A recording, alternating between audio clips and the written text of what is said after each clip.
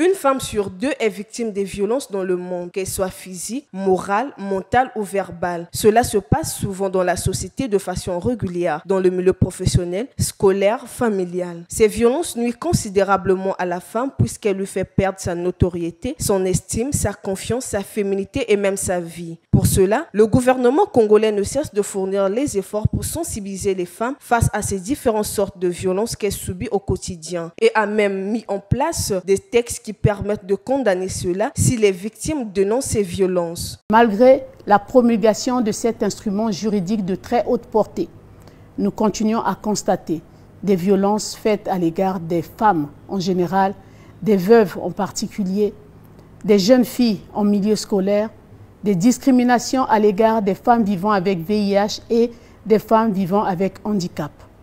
La sensibilisation étant la priorité du gouvernement, nous continuons dans la sensibilisation. La femme ne doit pas être marginalisée ou considérée comme un objet que l'on peut faire subir toutes les atrocités, sous prétexte qu'elle est une être inférieure à l'homme. La femme, elle doit se sentir respectée, donc on doit la laisser vraiment vivre, on doit la laisser respirer.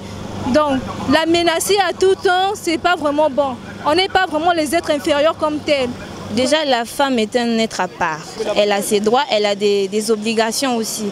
Et elle est comme un homme, elle réfléchit, elle peut aussi agir. C'est par la femme que l'être humain vient au monde. Donc s'il n'y avait pas de femme, on ne devrait pas avoir d'être humain sur la terre. Un adage populaire affirme que c'est grâce à la femme qu'il y a la vie. D'où il est important de respecter la femme, car il n'est pas agréable que la femme soit violée, agressée, insultée, discriminée, blessée et même tuée par celui qu'elle a donné la vie. Rappelons que les Nations Unies estiment 70% des victimes de violences en 2024.